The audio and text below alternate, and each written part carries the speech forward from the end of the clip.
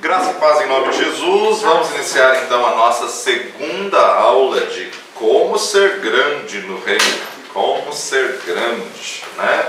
Segredos espirituais que Jesus compartilhou com seus discípulos e que nós precisamos colocar em prática nas nossas vidas. Primeiro, nós temos que introjetar isto, né? Bem-aventurados pobres de espírito, macários pitochos, os humildes, os miseráveis de espírito que reconhecem a sua pobreza espiritual. Então, novo nascimento. Por quê? Porque deles é o reino dos céus. Bem-aventurados que choram, choram no sentido de quebrantamento, né? Por quê? Porque temos o Espírito Santo Consolador e eles serão consolados. Bem-aventurados mansos, que no original é os praus. Praus é ensináveis, aquele que aprende a aprender com tudo. Nem que for para aprender o que não deve fazer, mas ele é ensinável. Bem-aventurados que têm fome e sede de justiça. Deus não desperdiça, então Ele dá na medida da tua fome, né? À medida que você tem fome, à medida que você tem sede, então você será farto. Quanto maior a fome, maior será a saciedade. Quanto maior a sede, maior será a água que Ele vai derramar sobre a sua vida. Isso tudo qualificamos como input, entrar. E hoje nós vamos começar vendo Mateus capítulo 5, de 7 a 12, é o output, ou sair. Bem-aventurado, macários misericordiosos, macários limpos de coração, bem-aventurados pacificadores, bem-aventurados que sofrem perseguição por causa da justiça, bem-aventurados sois vós quando vos injuriarem e perseguirem. Temos que buscar o conhecimento a cada dia e estarmos a cada dia meditando na verdade da palavra de Deus. Vamos orar para iniciar a nossa segunda aula. Pai de amor e Deus bendito, graças te damos, ó Pai, por mais este dia, mais esta matéria. Te louvamos pela tua fidelidade, pelo teu amor, pela tua graça, a tua compaixão que nos alcançou. Tu conheces a necessidade de cada um aqui, ó Pai. Lançamos sobre ti, sabendo que tu tens cuidado de nós. Renova as forças, abençoa cada um, manifesta a tua glória e o teu poder no nome precioso de Jesus. Então vamos lá, Mateus capítulo 5. Jesus, vendo a multidão, subiu ao monte, assentando-se, aproximaram-se dele os seus discípulos. Enxergue no texto que ele vê a multidão, mas ele se retira em particular com os 12 para uma aula particular, para uma aula pessoal. E abrindo a boca os ensinava, dizendo: bem-aventurados pobres de espírito, porque deles é o reino dos céus. Bem-aventurados que choram, porque eles serão consolados. Bem-aventurados mansos, porque eles verão a Deus. Bem-aventurados que têm fome e sede de justiça, porque eles serão fartos. Verso 7. Bem-aventurados misericordiosos, porque eles alcançarão misericórdia. Interessante que em Gênesis capítulo 1 e 2, Deus deu uma ordem. Gênesis capítulo 1 e 2, a síntese é: produza segundo a sua espécie. A essência é: tudo que o homem semear, ele vai colher. Então, na verdade, a gente observa que esse que semeia esse tipo de mansidade, de ensinável, ele vai colher o aprendizado. Esse que semeia misericórdia, ele vai alcançar misericórdia. Esse que semeia paz, ele vai alcançar paz. Esse que semeia o amor, vai colher o amor. Ser misericordioso, nós temos que entender que nós não fizemos nada para merecer a graça e a misericórdia de Deus. Se não fosse a misericórdia do Pai, nós não teríamos salvação. Então, na verdade, é corresponder com o que Ele fez conosco.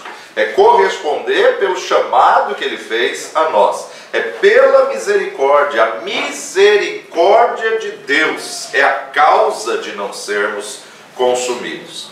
Assim como Deus teve misericórdia de nós, nós precisamos ter misericórdia dos outros. Como o Senhor lidou conosco, nós temos que lidar com o próximo. É sempre o princípio de semear e receber, semear e receber. Misericórdia é a graça em ação, tratar os outros como o Senhor tratou contigo. O interessante é que misericórdia no original grego é eleemon. Eleemon. Isso é grego.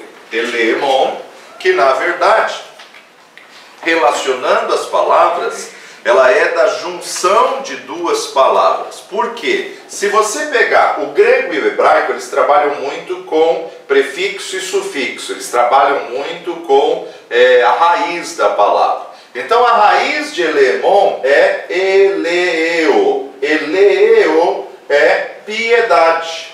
Piedade. Então, na verdade, misericórdia, dentro da misericórdia tem a piedade. Agora, a mudança, mas a raiz da palavra continua a mesma. Eleos significa compaixão ativa. Compaixão ativa. Então, olha, é a junção de piedade com compaixão. O que é compaixão? Compaixão é você tomar a dor do próximo. Compaixão é você se compadecer por aquele que sofre. Agora, não apenas uma compaixão de palavras, porque tem muita gente que tem a compaixão de palavras. Ai, eu sinto muito, ai, que luta, que sofrimento que você está passando, mas não faz nada. Então, na verdade, a eleus é o quê? A compaixão ativa. É a compaixão que envolve. Só que, com a mesma raiz da palavra, eleemozune, na verdade, no grego, vai significar compaixão pelos pobres. Compaixão pelos pobres. Então, quando falamos bem-aventurados misericordiosos, Jesus usou a palavra eleemon. Eleemon é a somatização, é a junção de eleu, eleos, eleemozune, que na verdade vai dar o quê? Eleemozune, compaixão pelos pobres. Eleemon é uma palavra gentil, compassiva, solidária, misericordiosa e sensível. É se sensibilizar com o sofrimento alheio, é se sensibilizar com o sofrimento do outro, mas combinado com a intenção, combinado com ação. Não só se sensibilizar, mas o que você faz com o que te sensibilizou? Nós podemos ter misericórdia em diversos níveis, em diversos casos. Por exemplo, devemos ter uma misericórdia com os que ainda não ouviram. Devemos nos compadecer pelos que ainda não chegou o Evangelho. Devemos ser desafiados a alcançar aquele que ainda não teve a oportunidade de conhecer Jesus. Agora, não basta apenas se sensibilizar. O que você está fazendo por esses? Como ouvirão se não há quem pregue, como pregarão se não forem enviados? Talvez você não tenha condições de ir, mas você pode orar e você pode enviar financiando alguém. Então, eleemon é uma palavra gentil, compassiva, solidária, misericordiosa, mas combinando com as intenções de ação. Uma pessoa com essas qualidades encontra vazão para a sua natureza misericordiosa. Interessante que, na sequência, bem-aventurados misericordiosos, porque eles alcançarão misericórdia. Então, aquilo que você semeia, você vai colher. Quando você se compadece do próximo, Deus vai se compadecer de você. E é impossível você se compadecer do próximo mais do que Deus se compadeça de você. Claro que a compaixão que você vai colher de Deus é muito maior do que a que você semeou. Mas, por outro lado, está coligado ao verso 8. Bem-aventurados limpos de coração. E é tão tremenda a palavra no original, porque limpo só pode ser quem tem misericórdia. Porque se a gente for olhar humanamente, não tem um bom sequer, não tem um justo sequer.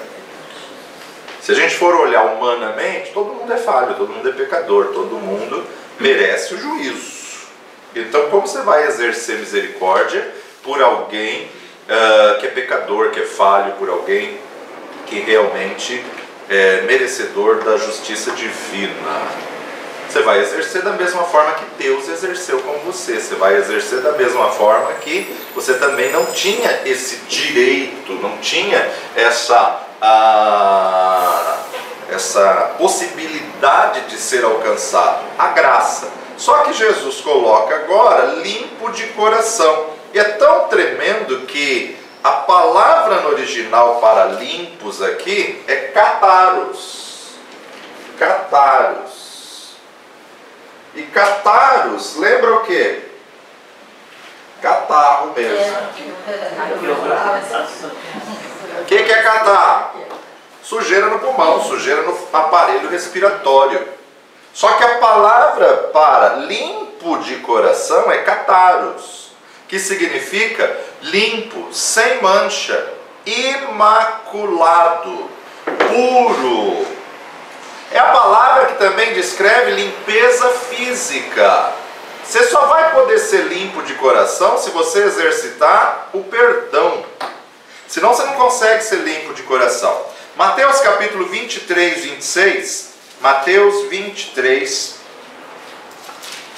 26, vai nos dizer: fariseu cego, limpa primeiro o interior do copo e do prato, para que também o exterior esteja limpo. Não adianta limpar o exterior, não adianta botar uma roupagem, uma máscara, uma fachada de que está limpo, se o interior está todo contaminado. Mateus 27, 59... Mateus 27, 59, entre as quais estavam Maria Madalena, Maria mãe de Tiago e José, mãe dos filhos de Zebedeu. Não é esse texto não. Depois a gente confere qual texto é aqui. Mas a gente observa o que? Existe uma limpeza que não é a limpeza só exterior. Existe uma limpeza que na verdade nós temos que observar pureza cerimonial. Lucas capítulo 11, verso 41. Lucas 11, 41. Dai antes esmola do que tiverdes, e eis que tudo vos será limpo. Veja, Jesus está falando a mesma passagem acerca da limpeza do exterior do copo e do prato. Volta ao 39. E o Senhor lhe disse: agora vós fariseus limpais o exterior do copo e do prato, mas o vosso interior está cheio de rapina e maldade. Loucos! O que fez o exterior, não fez também o interior? Dai antes esmola do que tiverdes, e eis que tudo vos será limpo.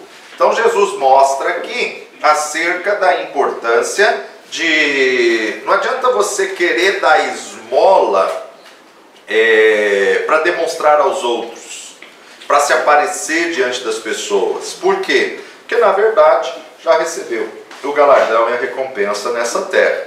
Romanos 14, 20. Não destruas por causa da comida a obra de Deus. É verdade que tudo é limpo, mas mal vai para o homem que come com escândalo. Paulo, falando sobre a importância do que se deve ou não se deve comer, Paulo define o seguinte: aquele que come não julgue o que não come, e o que não come não julgue o que come. Por outro lado, não faça nada para ser de escândalo ao teu irmão. Então a importância de que você tem que entender que se aquilo que você for comer vai escandalizar alguém, evita. Mas limpeza também está no original da palavra pureza ética. Evangelho de João, capítulo 13, verso 10. Evangelho de João 13, 10. Disse-lhe Jesus: aquele que está lavado não necessita lavar senão os pés, pois no mais todo está limpo. Ora, vós já estáis limpos, mas não todos. Pedro, queria negar de Jesus lavar seus pés, e Jesus disse o quê? Aquele que não permitir que eu lave, não tem parte comigo. Aí Pedro fala o quê? Então o Senhor lava o corpo todo. Não, Pedro, só o pé é suficiente. Pedro é os extremos sempre. Atos capítulo 18, verso 6. Mas resistindo e blasfemando ele, sacudiu as vestes e disse-lhes: o vosso sangue seja sobre a vossa cabeça. Eu estou limpo e desde agora parto para os gentios. Mais uma vez a gente vê Paulo falando, confrontando aqui acerca desta limpeza. Bom, o pecado macula, o pecado corrompe, o pecado mancha, mas o sangue de Jesus tira as manchas. Então, quando falamos bem-aventurados limpos de coração, você só pode ser limpo por uma obra da cruz. Você só pode ser limpo quando você passa pelo senhorio de Jesus e confessa os seus pecados. Ou seja, limpo ou puro de coração, e o texto nos diz, porque verão a Deus. Só que o ver aqui não é o novo nascimento. Aqui está falando de pureza, coração limpo, aquele que não retém mágoa, ressentimento, ódio, aquele que libera perdão. É interessante a gente observar que você começa com misericórdia e da misericórdia você vai para o perdão no limpos de coração. Liberar misericórdia, o importante a gente entender que liberar perdão, quando você começa a liberar misericórdia, nem todos vão receber a misericórdia. Muitas pessoas, ser crente é ofensa para outros. A pessoa fala que está na idolatria, está no católica, está no misticismo, ninguém fala nada. Às vezes chega na família, fala que está na macumba, na umbanda, quimbanda, ninguém fala nada. Fala que se converteu, olha a confusão que dá. Então a gente observa o que? Muitas vezes você demonstrar e ter a paz que excede a todo entendimento vai despertar perseguição. Tem pessoas que têm inveja de você só por você ter paz em tempo de aflição. Só por você ter controle emocional num tempo de guerra, num tempo de pressão. Eles sabem a luta que você está passando, não se compadecem com sua luta, mas na verdade invejam você ter a paz no tempo da sua luta. Então nós observamos o que? Você ser crente de verdade é ofensa para alguns. E quando você é misericordioso, pessoas vão se levantar contra você pelo que você está exercendo misericórdia. Agora, muitas vezes exercer misericórdia vai ter que pôr a mão no bolso para socorrer alguém. E o interessante, hoje à noite eu vou falar sobre isso na palavra da noite, e o interessante é que as pessoas se ofendem com o que você faz pelo outro, mas o dinheiro é seu, o investimento é seu, a vontade é sua, e você que fez com o que você tinha, você não usou o que ela tinha. E mesmo assim ela se dói, mesmo assim ela se ofende. Mas você tem que entender que você está fazendo por amor ao Senhor, e é dos céus que vem a tua recompensa. Não precisamos esperar reconhecimento humano. Deus muitas vezes permite brigas e discussões, e até dentro da igreja, para treinar os seus filhos a liberar perdão. As maiores brigas e as maiores ofensas são sempre entre crentes. Porque do ímpio já se espera isso, do pecador já se espera isso, mas Deus vai permitir para quê? Para a gente exercitar perdão, perdoar. Normalmente uma pessoa, um casal que tem um filho único, o filho único normalmente ele é possessivo. Se o filho único não for trabalhado na integração de outras crianças, ele muitas vezes se torna difícil de perdoar, difícil de se reconciliar. Um casal que tem muitos filhos, e normalmente aquela escadinha, as crianças crescem já com um conceito mais fácil de perdoar. Por quê? Porque os irmãos treinam ele nisso. Briga, bate, toma dele, logo lá ele vai lá, abraça, beija, pega de novo, brinca de novo. Ai, não brinco mais, briga de novo, tal. Então, inconscientemente, já está exercitando. Tem muito crente que quer ser o filho único. Por isso que Deus estabeleceu igreja, corpo vivo de Cristo. Por isso que não dá para ser cristão sem estar na igreja. Porque Deus vai usar a própria igreja, Deus vai usar pessoas dentro da igreja para limar o teu caráter. E a hora que a lima passa e tira as arestas, dói. Mas é Deus tratando. É Deus trabalhando. Já viu aquela pessoa que se dói porque um líder falou mais ríspido e muitas vezes ele sai daquela igreja, vai para outra igreja. Chega na outra igreja, Deus vai levantar alguém para fazer o mesmo. Por quê? O problema não é a pessoa, o líder, o problema não é quem o ofendeu. O problema é o que Deus quer trabalhar naquele que está fugindo do trabalhar de Deus. Então, se ele se ofende com uma chamada de atenção, por onde ele andar em 10, 12, 15, 50 igrejas, ele vai ser ofendido por algum líder. Até ele amadurecer e superar a ofensa. Só que infelizmente a maior parte das vezes o que acontece é: igreja é tudo igual, não vou mais para nenhuma. E aí ele fica em casa. A gente ouve muito isso, né, pastor? Muito. A nossa geração, ela está uma geração com dificuldade de relacionamento. E a tecnologia está proporcionando isso com online. Muito bem. A tecnologia ajuda isso. Porque se a pessoa falou que você não gosta, bloqueia. Sim. Tá feio. E aí o que acontece? As redes sociais te agrupam só a quem balança a cabeça para o que você posta. A própria inteligência artificial inconsciente da ferramenta, das máquinas, das redes sociais, ela está agrupando as pessoas de mesma opinião. Isso é um grave problema, porque a pessoa cresce na ilusão ou se engana na ilusão de que o mundo pensa igual ela, e quando ela acha alguém que pensa diferente, ela briga. Quando ela acha que alguém que confronta ela por pensar diferente, ela mata. Por quê? Porque não pode pensar diferente dela. Mas quem disse que não pode pensar diferente?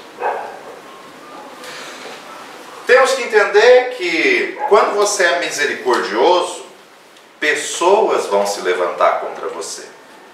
Só que Deus permite isso para provar se você está na casa do Senhor, pelo Senhor da casa ou pelas pessoas.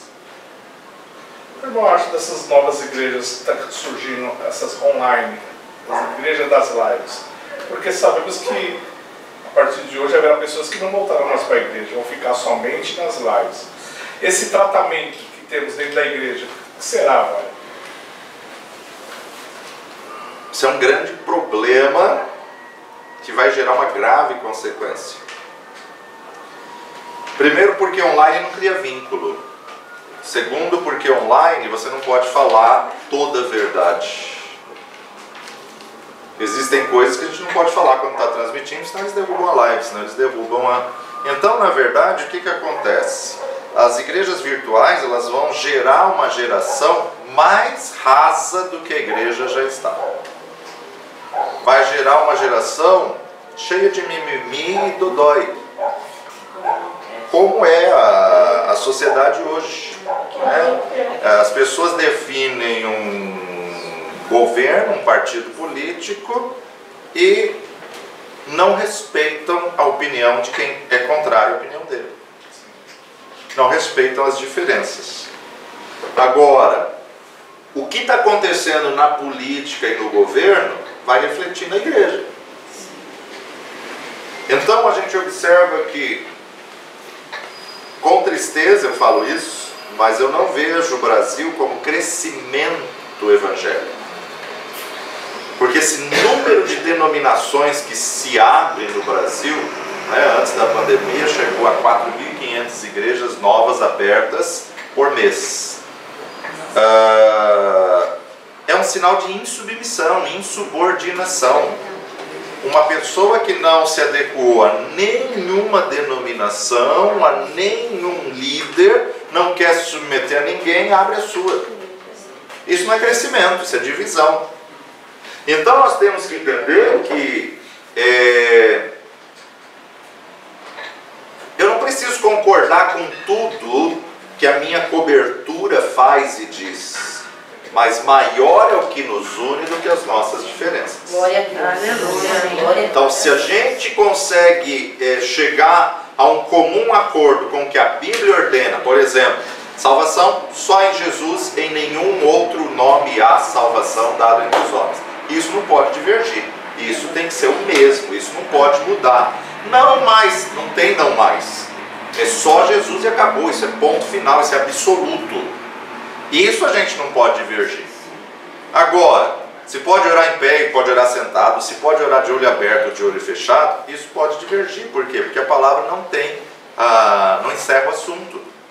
Ela mostra pessoas orando deitadas, ela mostra pessoas orando de diversas formas. Então a forma, a maneira não importa, porque maior é o que nos une do que as nossas diferenças. Só que a igreja virtual, ela não produz unidade. A igreja virtual, ela não produz profundidade. E outra, se ele falou que eu não gosto, procure outra igreja virtual. As pessoas que estão assistindo o culto online, elas chegam a passar por 20 cultos no final de semana, mas não assistem nenhum. Pega fragmentos e pode gerar uma série de heresias e distorções. É uma estratégia satânica e maligna, é uma estratégia diabólica. A gente vê aí nas regiões da perseguição do Evangelho, né, do Oriente Médio e até da China e outras regiões, que o governo que manipula o que o pastor pode falar, o que não pode falar, a igreja legalizada pelo governo só pode pregar o que passou pelo crivo do império. Isso, na verdade, é um domínio do anticristo. Então, se falar muito contra o pecado, não vai ter seguidor. Então, eu vou pregar mais sobre bênção, vou pregar mais sobre prosperidade, sobre o carro novo, a casa nova, o apartamento novo, a mudança financeira. Vem para Jesus que você vai deixar de ser empregado, vai passar a ser patrão. E outra, né? Dentro do templo a gente tem até uma liberdade de estar falando contra o pecado. Online você já pode falar tudo. Né? Até alguns pastores estão sendo já processados por aquele que falou em culto, no púlpito, mas estava sendo transmitido. Exatamente. Então vai ter que se privar muito mais. Exatamente. São situações que a gente está observando que o sistema está se adequando ao cenário escatológico, né? E infelizmente muita gente está se adequando a isso, está entrando na do sistema e é bom transmitir, é bom pregar online para os que não têm acesso, mas não para quem pode estar no culto, não para quem pode estar presente, né? O fato de estar online não pode substituir a presença, que não tem nada como a comunhão dos santos, né? Agora, essa região oriental, chinês e a própria janela 1040, eles não criam vínculos, eles não criam. O relacionamento deles já é muito superficial, já é muito raso, né? Como nação, como sociedade, como cultura. Então, na verdade, para eles está bom. É a mesma coisa a questão da igreja em célula. A essência é uma bênção, mas na prática não funciona. Porque você vê que pequenos grupos instigam fofoca, calúnia, começam os comentáriozinhos que vão minando as forças e o tempo da palavra vai minguando cada vez mais e de repente passa a ser uma reunião social, um encontro de amigos que se não tiver o bolinho, o chazinho, o cafezinho no final eu não vou. E aí então perdeu a essência, perdeu o propósito. A gente tem acompanhado, né, muitas igrejas têm migrado para a célula por causa aí da pandemia e tudo mais, só que líderes não estão preparados para a profundidade, então vai continuar imatura e vai continuar um evangelho raso. Porque se Jesus não desistiu da igreja, nós não temos o direito de desistir. E ele não vem buscar membros desligados do corpo. Ele vem buscar a noiva. E a palavra de Deus me mostra que a noiva vai estar imaculada, perfeita, vai estar ornamentada. Quem vai fazer isso? O Espírito Santo dentro do templo. Sermos crentes de verdade é ofensa, inclusive para alguns que se dizem crentes. Quando você é misericordioso, pessoas vão se levantar contra você. Você vê que você ser fiel ao dízimo é ofensa para alguém, que o dinheiro nem dele é teu. A pessoa se indigna com o teu dinheiro que você está dando ao Senhor. Então, ser fiel a Deus vai ofender as pessoas. Deus muitas vezes então permite brigas, discussões para treinar a liberação de perdão. As maiores brigas são sempre na igreja. E como tem gente com dificuldade de perdoar. Só que, se você não perdoa, você anula a vida cristã. Outra coisa muito séria, se você não perdoa, o teu dízimo não repreende o devorador. Quando trouxeres a tua oferta ao altar e lá te lembrares que o teu irmão tem algo contra ti, deixa a oferta de lado, volta, reconcilia com teu irmão e depois vem e deita a tua oferta no altar. Por que o Senhor está ensinando isso? Porque o dízimo e a oferta com ódio, mágoa, ira e rancor não pode repreender o devorador. A falta de perdão anula a vida cristã. Quando Paulo recebe por revelação a ceia, ele coloca: examine-se, pois, o homem a si mesmo e assim coma. Ele está dizendo, faz um exame introspectivo, conserta o altar e participa. Ele não está falando para você examinar para não comer. Examinar para alinhar a sua vida e comer. Quando orares, lembra da oração Pai Nosso? O próprio Senhor Jesus nos ensinou: perdoa-nos assim como nós temos perdoado a quem nos deve. O que significa isso? Que se você estiver orando sem perdão, Deus não vai ouvir essa oração. Se você não semeia perdão, você não recebe perdão de Deus. Olha para Marcos capítulo 11.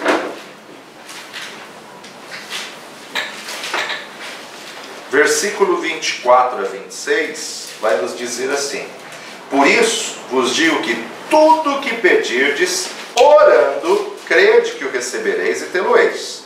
Só que aí ele continua: e quando estiverdes orando, perdoai se tendes alguma coisa contra alguém, para que o vosso Pai que está nos céus vos perdoe as vossas ofensas. Mas se vós não perdoardes, também vosso Pai que está nos céus vos não perdoará as vossas ofensas. Se você não perdoar, também não será perdoado. Orar sem perdão, a fé não funciona. Orar com ódio, mágoa, ira, rancor e ressentimento, você pode ter toda a fé do mundo, mas ela não funciona. Porque orar sem perdão, você invalida a tua vida espiritual. E o pior, você não será perdoado. Além de não repreender o devorador, não recebe o perdão de Deus. Então, nós precisamos fazer esse exame dia após dia para que possamos estar limpos de coração. Porque só pode ver a Deus quem é limpo de coração. E perdoar é você abraçar sem reservas, é você abraçar sem ressentimento, sem medo. Tirar a sujeira do nosso coração. Toda pessoa machucada cria reservas, faz muros, castelos. Agora, normalmente a pessoa ferida e machucada, ela constrói um muro tão grande que ela não deixa nem o Espírito Santo entrar. Porque ela se fecha. Não vou permitir que ninguém me machuque de novo, que ninguém me toque de novo. Só que você também não pode tocar em mais ninguém. O inimigo conquistou um alqueire, o inimigo conquistou uma fortaleza. E ele conseguiu anular a pessoa. A parede que a pessoa construiu não deixa ninguém entrar e nem a plenitude do Espírito. Então invalida a vida cristã. E Deus nos chamou para sermos construtores de pontes e não construtores de muros.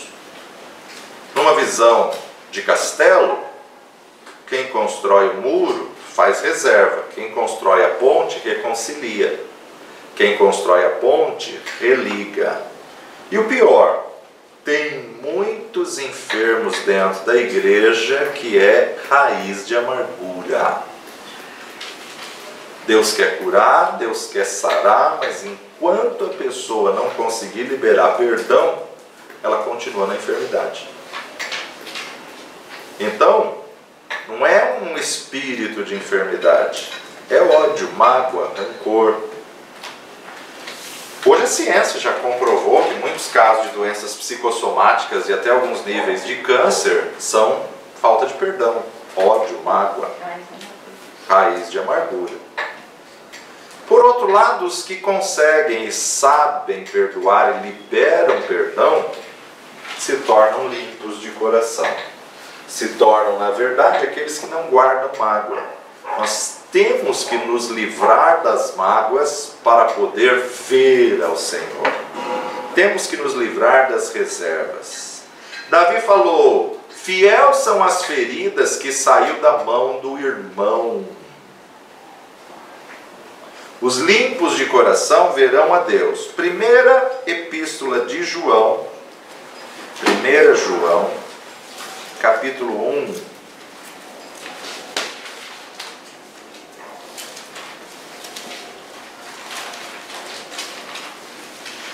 Verso 7.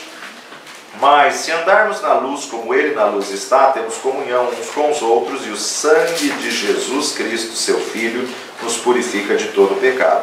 Se dissermos que não temos pecado, enganamos-nos a nós mesmos e não há verdade em nós. Mas se confessarmos os nossos pecados, Ele é fiel e justo para nos perdoar os pecados e nos purificar de toda injustiça. Se dissermos que não pecamos, fazemos de mentirosos e a sua palavra não está em nós. Só que o texto continua dizendo: bem-aventurados limpos de coração, porque eles verão a Deus. Verão a Deus. O interessante é que no grego, o ver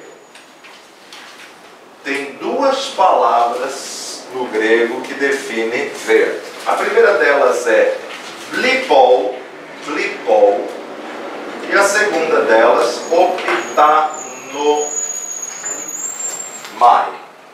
opitanomai.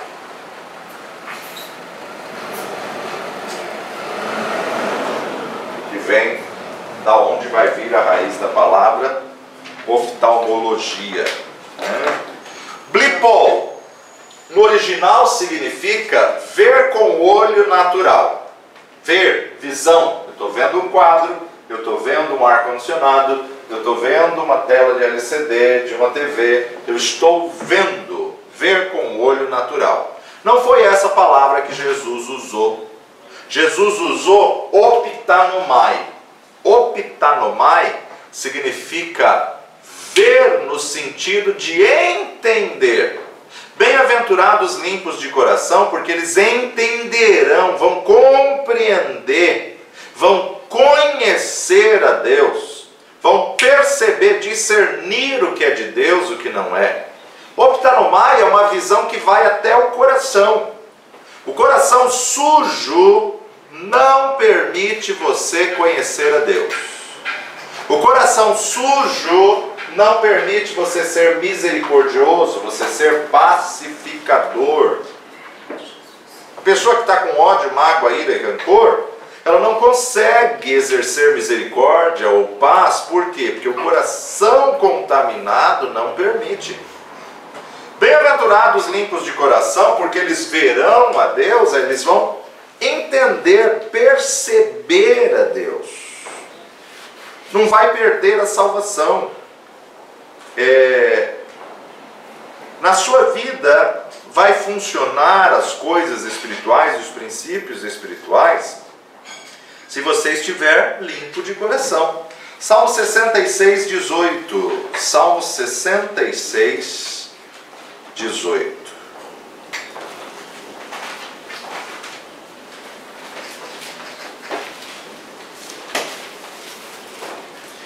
Se eu atender à iniquidade no meu coração, o Senhor não me ouvirá. Se eu atender à iniquidade do coração, o Senhor não me ouvirá. Mas na verdade, Deus me ouviu e atendeu a voz da minha oração. Bendito seja Deus que não rejeitou a minha oração e nem desviou de mim a sua misericórdia. Se eu guardar a iniquidade no meu coração, bloqueia e Deus não me ouve. Quem está resistindo não é o diabo, é a tua falta de perdão. Invalida a tua oração. Nesse caso, não é demônio que está amarrando as bênçãos, é você mesmo que amarra as suas bênçãos. Ah, mas se eu perdoar, eu vou demonstrar fraqueza. É aí que você se engana. A pessoa pode até te julgar como mole, como fraco, como qualquer coisa, mas Deus te vê exatamente como pobre de espírito. E os pobres de espírito são bem-aventurados porque eles verão a Deus. Porque deles é o reino dos céus. Então, Mateus capítulo 5, Jesus está numa aula particular com seus 12 discípulos, explicando como ser grande no reino. Porque não adianta ser grande na terra, porque a grandeza da terra é passageira. Não adianta ter títulos humanos, porque esses títulos morreu, acaba. Agora, quando você cumpre os princípios do reino, você vai ser grande na eternidade. Então ele vai te levar a etapas espirituais da tua vida espiritual. Para mostrar a diferença que Jesus estava só com os 12, não com a multidão, quando a gente chegar no capítulo 7, você vai ver exatamente a hora que a multidão se aproximou e Jesus mudou o discurso, mudou a forma de atingi-los através do seu ensinamento. Atos 10, 38. Como Deus ungiu a Jesus de Nazaré com o Espírito Santo e com a virtude, o qual andou fazendo bem e curando todos os oprimidos do diabo, porque Deus era com ele. Jesus ungindo começa a sair para fazer toda boa obra. Quanto mais fome temos, mais alimento Ele nos dá. Quanto mais alimento Ele nos dá, mais vamos nos alimentar da palavra. Não que eu não sofra mais problema, não que eu não chore mais pelas dificuldades. Só que a bênção é que agora eu choro com a certeza de um Consolador, com a esperança de que o Senhor vai nos suprir. Salmos capítulo 37, verso 3 e 4. Salmos capítulo 37, versos 3 e 4. Confia no Senhor que faze o bem. Habitarás na terra e verdadeiramente será alimentado. Interessante. Primeira coisa que ele ordena: confia no Senhor. Depois, faz o bem. Verso 4. Deleita-te também no Senhor, e Ele te concederá o que deseja o teu coração. Se nós nos deleitarmos nele, o Senhor vai colocar em nossos corações o desejo que deve ser nele. Eu confiando nele, Ele colocará o desejo dele em mim. Eu vou alinhar minha vontade à vontade dele. Por quê? Porque eu sou manso, eu sou ensinável, eu tenho essa mansidão. Então ele vai colocar uma fome e sede da justiça. Nós temos que ser ensináveis. O crescimento exige alimento. Só pode amadurecer quem come alimento com substância, né? Alimento que realmente possa trazer crescimento, trazer nutrientes. Então, o manso de coração, o ensinável, ele quer ser cheio do Espírito. E nós temos que aumentar o conhecimento, a busca da palavra a cada dia. A bênção vem quando nós entregamos o que temos, quando cumprimos o que ouvimos, quando pedimos, né, cantamos: Senhor, faz teu querer em mim. Somente a tribulação é que pode produzir paciência. Ninguém gosta da tribulação, mas é ela que gera, é ela que desenvolve, é ela que vai te levar à maturidade. Romanos capítulo 5, versos 3 a 5. E não somente isso, mas também nos gloriamos nas tribulações.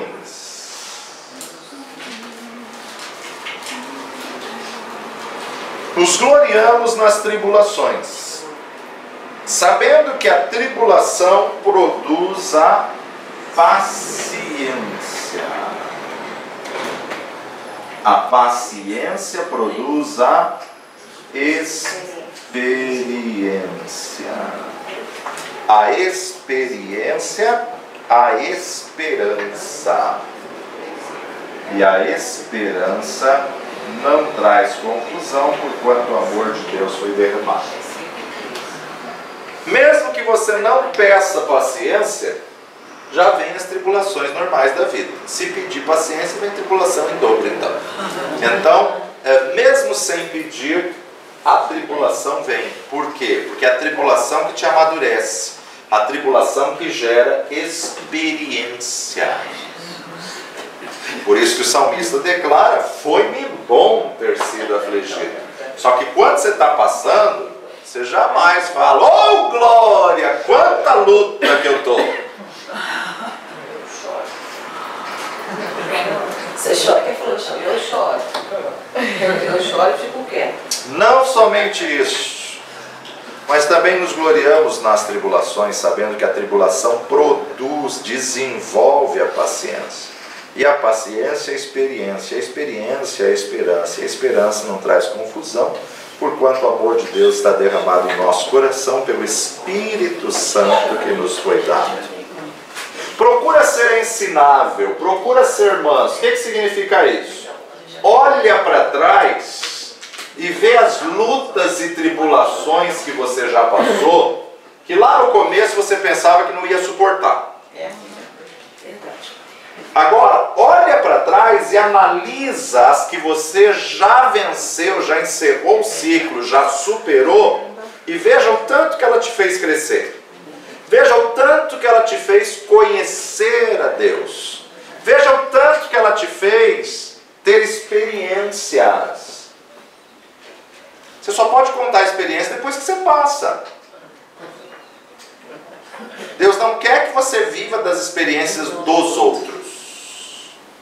Ele quer gerar as suas próprias experiências. Todo mundo quer um testemunho de ressurreição, mas ninguém quer morrer. Bem-aventurados os pacificadores. pacificador, já viu que tem crente, né? Que coloca mais lenha na fogueira quando vê duas pessoas brigando? Esse não é o papel do crente. O papel do cristão é apaziguar. O papel do cristão não é incentivar a briga, a discussão, a fofoca, a calúnia, mas é apaziguar. Por quê? Porque Deus é pacificador. Deus é o pacificador supremo. E nós estamos sendo levados à imagem e semelhança. Então os filhos têm que seguir o exemplo do pai. Bem-aventurados pacificadores, porque eles serão chamados filhos de Deus. Eles serão chamados filhos. Serão chamados filhos. Que filho aqui? Oios. Muito bem. Serão chamados maduros. Serão chamados filhos amadurecidos. Então, bem-aventurados pacificadores. Quando você vê uma confusão, você apazigua ou você põe mais lenha? Verso 10. Bem-aventurados que sofrem perseguição por causa da justiça, porque deles é o reino dos céus. Assim como os pobres de espírito, a herança daquele que sofre perseguição por causa da justiça é o reino dos céus. Bem-aventurados sois vós, quando vos injuriarem e perseguirem, mentindo, disserem todo mal contra vós por minha causa. Então não é uma perseguição porque fez coisa errada. Ai, a pessoa está sendo perseguida porque roubou, porque matou, porque prostituiu. Isso não é uma boa perseguição. Isso não é uma perseguição que vai ser levada como bem-aventurança. Bem-aventurado quando fores perseguido por causa da justiça ou pelo meu nome, por minha causa. Aí verso 12. Exultai e alegrai-vos, porque esse que está sendo perseguido pelo nome do Senhor, grande será o vosso galardão nos céus. Porque assim também perseguiram os profetas que foram antes de vós. Perseguiram Isaías, perseguiram Jeremias, perseguiram Ezequiel, perseguiram Joel, perseguiram Amós, perseguiram João Batista. Bem-aventurados que são perseguidos por minha causa, exultai e alegrai-vos. Aliás, os discípulos da igreja primitiva, eles tinham prazer de ser perseguidos pelo nome de Cristo, porque eles consideravam um nível de honra. Espera aí, se chegamos ao ponto de ser reconhecido como seguidores de Cristo, se chegamos ao ponto de sermos dignos de ser perseguidos, que maravilha, que alegria! Olha o conceito e a mentalidade.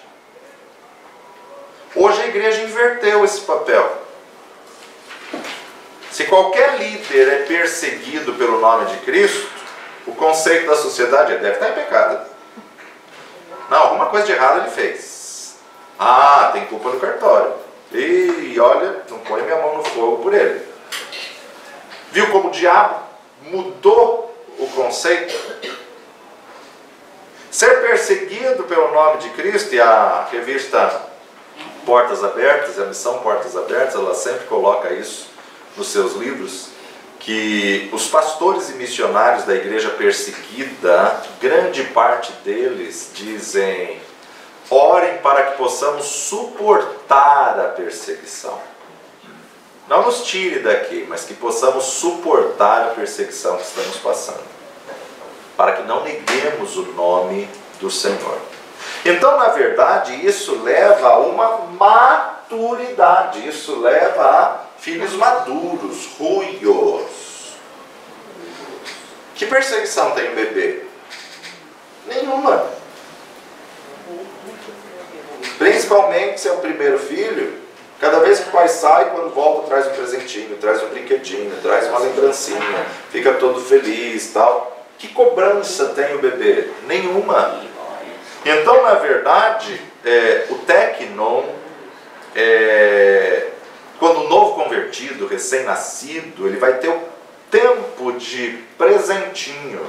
Já viu aquele cristão que normalmente diz: ai, quando eu aceitei a Jesus as coisas eram tão mais fáceis, parecia que Deus me ouvia tão rápido, eu orava e Deus já respondia. Fase de recém-nascido acabou.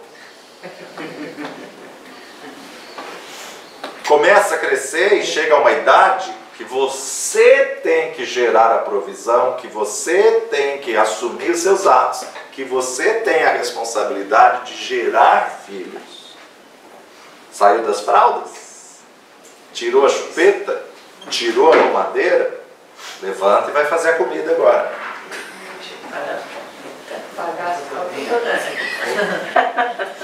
Tinha uma fase que a comida vinha na boca.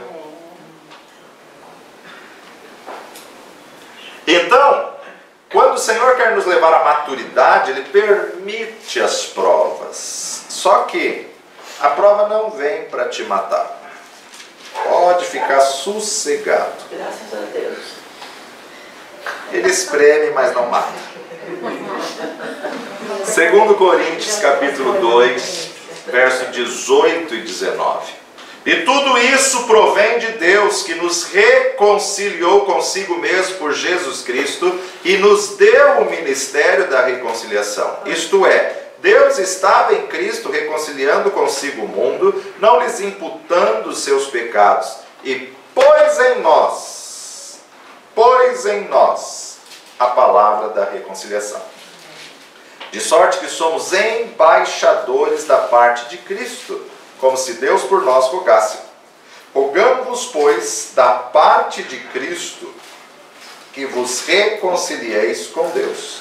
Aquele que não conheceu o pecado, o fez pecado por nós, para que nele fôssemos feitos justiça de Deus. Bem-aventurados que sofrem perseguição. O novo nascimento comprou o meu lado. Reconciliação significa que Deus já fez paz com o mundo. O seu testemunho faz com que o mundo lá fora faça ver que você é filho de Deus. Agora estamos sendo levados à posição de ruios, à posição de filhos maduros. Nenhum bebê pode gerar bebês, mas o adulto gera filhos, o adulto gera bebês. É hora da igreja amadurecer para começar a gerar. Só que o amadurecimento vai proporcionar perseguição. E a causa da perseguição é a lealdade, a honestidade com Jesus. 2 Pedro, capítulo 1, segunda epístola de Pedro, capítulo 1, verso 11. Porque assim vos será amplamente concedida a entrada no reino eterno de nosso Senhor Jesus Cristo. Perseguição vai vir, mas o Senhor vai nos livrar de tudo. O Senhor não nos livra da, mas o Senhor nos livra na. Há uma grande diferença. Deus não livrou Daniel da cova dos leões. Deus não livrou Sadraque, Mesaque e Abednego da fornalha. Mas na cova, o anjo estava lá e fechou a boca dos leões. Na fornalha, o quarto homem estava lá dentro. Isaías capítulo 43, verso 2. Quando passares pelas águas, estarei contigo. E quando pelos rios, eles não te submergirão. Quando passares pelo fogo, não te queimarás, e nem a chama arderá em ti. Veja que o profeta está dizendo quando passares. Ele não está dizendo se passares. Ou seja, é certo que vamos passar. Mas quando passares pelas águas, elas não te submergirão. É certo que vamos passar. Quando passares pelo fogo, a chama não arderá em ti. Ou seja, o fogo, as águas, a chama não vai te matar. Você tem que entender que a luta, a prova, o deserto é passageiro. João capítulo 16, 33. Tenho-vos dito isso para que em mim tenhais paz. No mundo tereis aflição, mas tem de bom ânimo, eu venci o mundo. Tenho dito isso para que em mim tenhais paz. Espera aí, está passando por luta, está sendo provado? Tenha paz. No mundo tereis aflições, tereis tribulações. 2 Coríntios capítulo 1, verso 3. Bendito seja o Deus e Pai de nosso Senhor Jesus Cristo, o Pai das misericórdias e o Deus de toda consolação. Tribulações virão, perseguição não significa que a tua bênção foi tirada. Não, muito pelo contrário. O Senhor está contigo e Ele vai te sustentar e você vai passar por essa prova e vai cantar o cântico da vitória. Veja que Atos capítulo 1, versículo 8, Atos 1, 8, mas recebereis poder, dunamis, virtude do Espírito Santo, que há de vir sobre vós, e ser-me-eis testemunhas, tanto em Jerusalém, como em toda a Judéia e Samaria, e até aos confins da terra. Até aos confins da terra. Agora, Ele não nos livrou de tribulações, mas na tribulação Ele dá o livramento. Então ele senta com seus discípulos, ele fala sobre os valores dos céus, as bem-aventuranças, Macários, bem feliz, bem contente, bem satisfeito. Ele está chamando os discípulos à responsabilidade. Ele está chamando os discípulos a uma maturidade. Jesus está levando os discípulos até ruios, maturidade. Ou seja, eu escolhi vocês para estar mais próximo. Não dá mais para ser criança. Tem que amadurecer, tem que ser maduro, tem que crescer. Para ser discípulo do Senhor, para ser grande no reino, não pode ter mimimi. Tem que crescer, tem que amadurecer. Só que aí Jesus fala de relacionamento e comunhão, e dessas beatitudes, dessas bem-aventuranças, ele descreve o caráter essencial do cidadão do reino. E agora, ele vai usar duas metáforas. Agora que ele falou qual é o comportamento que ele espera dos seus filhos, ele vai usar duas metáforas. Vós sois sal da terra e luz do mundo. Veja que ele não falou, se esforça para ser sal, se esforça para ser luz. Não. Vocês são. Então, na verdade, nessas duas metáforas, demonstra a influência benéfica dos cristãos, dos cidadãos, à medida que eles penetram na sociedade secular. Sal tem que temperar, a luz tem que iluminar. Agora, ser luz quando o ambiente todo está claro é fácil. Você tem que ser luz no meio do mundo que está em trevas. Ser sal dentro do saleiro é fácil. Só que você tem que dar o tempero nas comidas, no que está sendo servido no mundo. Isso, sal da terra e luz do mundo, demonstra a influência benéfica do cidadão à medida que eles penetram a sociedade. Reconheça que sua vida tem ou um efeito positivo ou um efeito negativo. Viva com a responsabilidade para trazer a glória de Deus. Seja leal a Deus. Abandona qualquer ambição que comprometa o seu compromisso com Deus. Reconheça que só Deus tem poder sobre a morte e o inferno. Tenha reverência por Ele. Discirna entre as reivindicações de César e as reivindicações de Deus. Honre ao Senhor como autoridade máxima. O nosso relacionamento é eterno e inclui a vida eterna. A minha comunhão com Deus é necessária.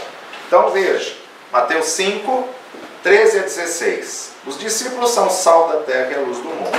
Vós sois o sal da terra, e se o sal for insípido, com que se há de salgar? para nada mais presta, senão para ser lançado fora e ser pisado pelos homens. Presta atenção. Se o sal for insípido, para nada mais presta, senão para ser lançado e pisado pelos homens. Espera aí. Se o cristão não está salgando, se o cristão não está dando tempero, ele vai ser pisoteado pelos homens. Ah, não é crente? Como que ele está fazendo isso? Como ele está respondendo dessa forma? Como ele está agindo dessa maneira?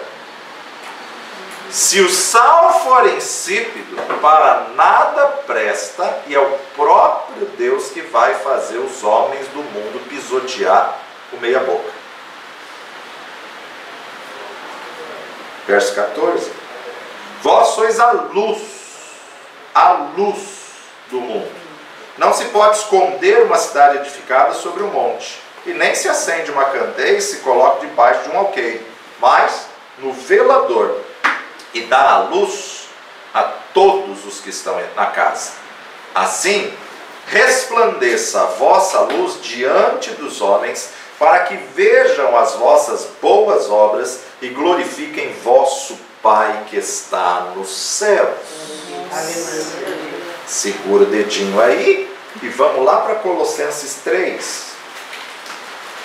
Exortação à santidade e ao amor fraternal. Portanto, se já vos ressuscitaste com Cristo, buscai as coisas que são de cima, onde Cristo está assentado à destra de Deus. Pensai nas coisas que são de cima e não nas que são da terra. Porque já estáis mortos e a vossa vida está escondida com Cristo em Deus. Quando Cristo, que é a nossa vida, se manifestar, então, também vós vos manifestareis com Ele em glória. Mortificai, pois, os vossos membros que estão sobre a terra, a prostituição, a impureza, o apetite desgovernado, a vil concupiscência e a avareza, que é a idolatria, pelas quais coisas vem a ira de Deus sobre os filhos da desobediência, nas quais também em outro tempo andastes, quando vivíeis nelas. Mas agora, despojai-vos também de tudo, da ira, da cólera, da malícia, da maledicência, das palavras torpes da vossa boca.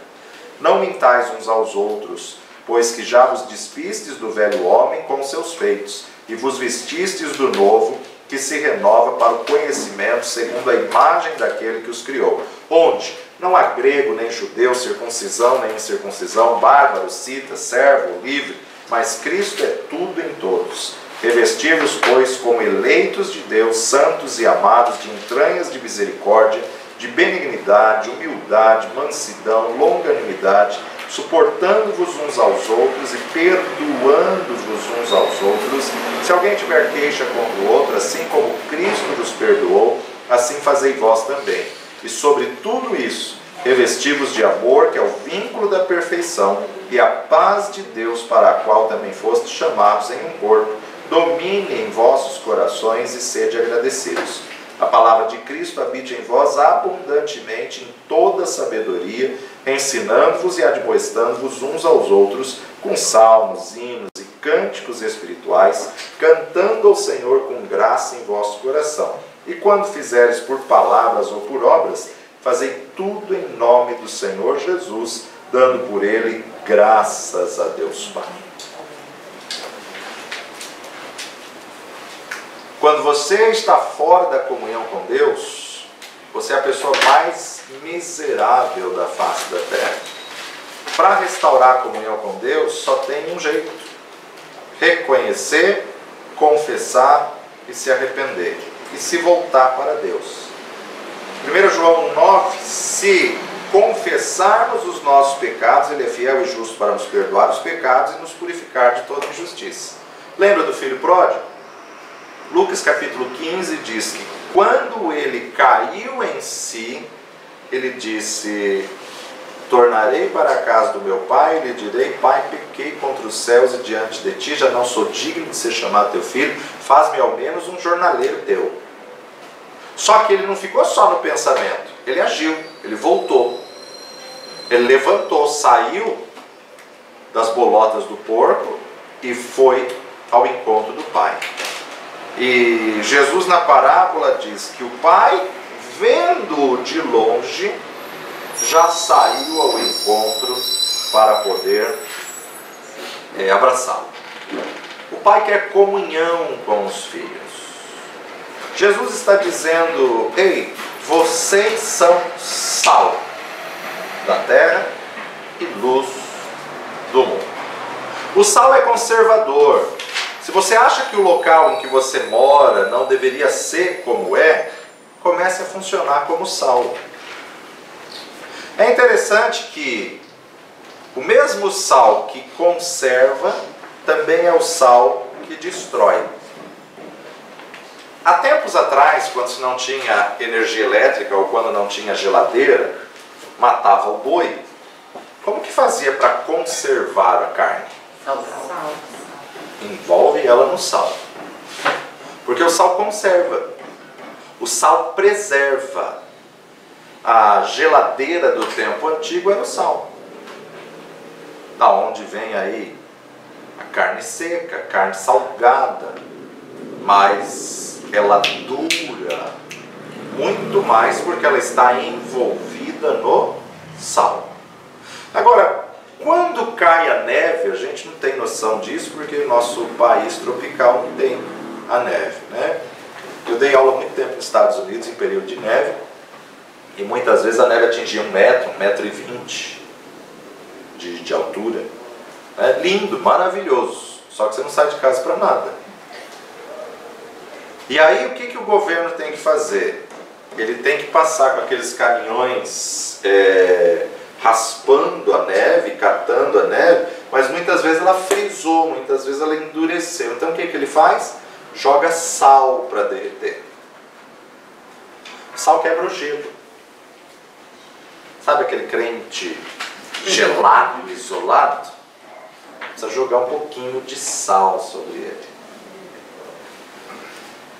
O sal, na medida certa, ele tempera, ele dá sabor. Se a pessoa está numa região que não tem medicação, não tem farmácia, não tem médico, e de repente ela cortou o braço, cortou a perna, o que faz? Passa sal. Enche de sal. Porque o sal também pode ser usado como remédio. Porque ele tem um símbolo de sabedoria, mas também o símbolo da pureza moral, da purificação. Interessante que no Antigo Testamento existia uma aliança de sal, pacto de sal. O que era aliança de sal ou pacto de sal? Era para demonstrar perpetuidade, era para demonstrar permanência. É interessante a gente observar que isso trazia paz. A metáfora que Jesus usa ela é muito abrangente. Vós sois o sal da terra. Esse mundo ainda só não foi destruído totalmente porque a igreja está nele. Vós sois a luz do mundo. O que a luz faz? Ilumina. Ela exerce a sua missão sem falar. Ela só reflete. A luz não fica escondida. Ninguém compra uma lâmpada para pôr debaixo da cama. No alqueire. Não, no velador. Ela não fica escondida.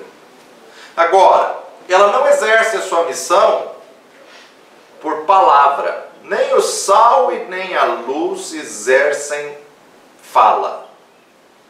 Mas aonde a luz está acesa, dá segurança, você sabe onde pisar.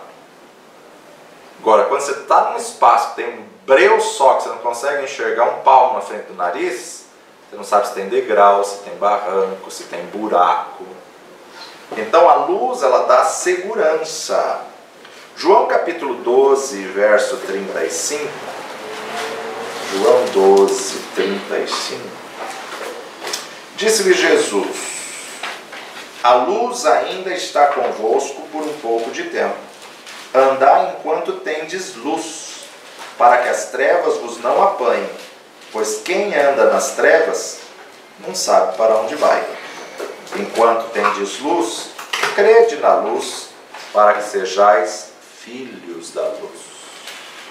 A luz reflete o caráter e a moral de Deus. A luz dá conhecimento. A luz representa a presença de Deus, porque Deus é luz. A luz dá certeza, verdade e saber. Então, eu como sal posso conservar, mas também posso destruir as obras do inimigo. Uma região atacada por muitas lesmas, o que você faz? Joga sal e ela... Então o sal ele pode destruir as obras do inimigo.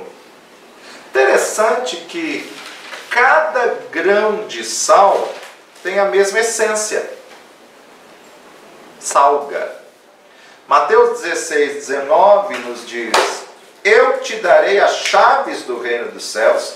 Tudo que ligares na terra terá sido ligado nos céus. Tudo que desligares na terra terá sido desligado nos céus. O sal também pode se tornar insípido. O que é sal insípido? Não salga mais. Não tem sabor. Quando? Quando ele não tiver comunhão com Deus. Quando o crente está fora da comunhão com Deus, ele se torna insonso, sem sabor, insípido. Por isso que nós temos que manter o nosso relacionamento com Deus para manter o tempero, para manter o sabor. Marcos capítulo 9, verso 50. Bom é o sal, mas se o sal se tornar insulso, com que o adubareis? Tende sal em vós mesmos e paz uns com os outros. Bom é o sal. Você é bom. Sua vida é boa. Você tem algo bom. Só que não pode se tornar insulso. Você não vai temperar a terra, temperar vidas, se você não tiver sal. Então, primeiro eu tenho que ter sal em mim. E aí, o que o sal representa? Palavra. Eu tenho que me encher da palavra. Jesus era o verbo que se fez carne. Uma vez que Adão pecou, nós somos natureza carnal. Nós somos carne que estamos sendo feitos verbo, palavra. Então nós temos que nos encher da palavra. Eu sou a palavra de Deus aqui na terra. Paulo fala que nós somos cartas vivas lidas todos os dias por todos os homens. Ou seja, todo mundo pode fazer. Mas o crente fez, vira notícia. E é bom. Por quê? Porque o mundo espera que você seja diferente. Colossenses capítulo 4, versos 5 e 6. Andai com sabedoria para com os que estão de fora, remindo o tempo. A vossa palavra seja sempre agradável, temperada com o sal, para que saibais como vos convém responder a cada um. Jesus não falou, tenta ser sal, ou esforce-se para ser sal, procure ser o sal. Não, ele falou, vós sois. Queira ou não queira, você é sal. Aceitou Jesus, você é sal. Agora você tem que saber temperar na dosagem certa. Agora, vós sois a luz do mundo. A luz do mundo. Veja que Jesus não disse, vós sois a luz da terra. Terra, na verdade, é cosmos, planeta. Quando ele fala, vós sois a luz do mundo, ele está falando a luz do sistema deste mundo. O mundo está em trevas. Então, dentro dessas trevas, ou seja, dentro do sistema desse mundo, você tem que brilhar e resplandecer como luz. O diabo, ele é o príncipe das trevas, ele é o príncipe deste mundo, e Deus quer que você resplandeça como luz. Agora é interessante que a ciência define que trevas não existe. O que existe? Ausência de luz. Ausência de luz. Se trevas existissem, a gente acende uma lâmpada aqui, as trevas que estavam aqui, elas iriam vir para cá e você iria ver luz e trevas. Não. Quando acende uma lâmpada aqui, a treva se dissipa. Então trevas não existe. O que existe é ausência de luz. Se o mundo está em trevas, é porque o cristão não está resplandecendo como luz. Vós sois a luz do mundo. Luz é a presença de Deus. É impossível a treva permanecer se a luz resplandece. Vocês são a luz do mundo. Nós só brilhamos porque estamos conectados a Cristo. Salmo 119, 130. Lâmpada para os meus pés é a tua palavra e luz para o meu caminho. A palavra é a lâmpada. Hoje a gente tem a lâmpada incandescente e a fluorescente. Só que, na época que isso foi escrito, estava falando da candeia. E para ter iluminação, tinha que ter azeite na lamparina. Lâmpada, hoje, nesse conceito, nós temos que entender que nenhuma lâmpada tem luz própria. Ela só pode iluminar se ela estiver ligada em energia. Se ela estiver conectada. Não adianta você comprar a lâmpada e andar com a lâmpada, porque a lâmpada na mão não faz nada. Mas a hora que você conecta a fonte, a hora que você liga na energia, ou seja, a gente só vai iluminar se a gente estiver ligado em Jesus. Se não tiver a conexão, não acende. Você é lâmpada, mas você tem que estar ligado. Você tem que estar conectado. Conectado a quem? A Jesus. Tiago 1:21. Pelo que, rejeitando toda imundícia e o acúmulo de malícia, recebei com mansidão a palavra em vós enxertada, a qual pode salvar a vossa alma. Sede cumpridores da palavra e não somente ouvintes, enganando-vos com falsos discursos.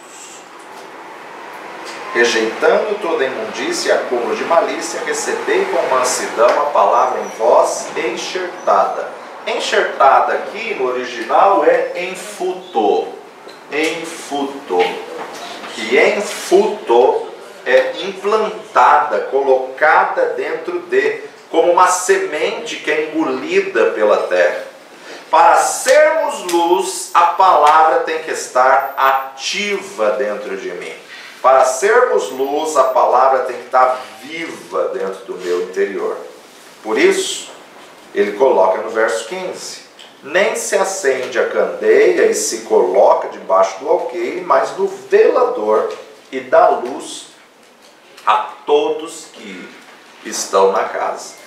Aonde Deus te colocou, no teu prédio, no teu condomínio, aonde você trabalha, onde você estuda, na escola, na faculdade, nós somos luz aonde estivermos. Nós somos a luz na cidade em que estamos. Mas a mesma luz que brilha na cidade tem que brilhar dentro de casa, tem que brilhar no lar, tem que brilhar na família, tem que brilhar por onde você passar. E não brilhar só no domingo, no culto, quando está todo mundo junto. Iluminar quando todas as lâmpadas estão acesas é fácil. Mas o Senhor quer que você resplandeça a vossa luz aonde Ele te colocou, para que o nome do Senhor seja glorificado através da sua vida.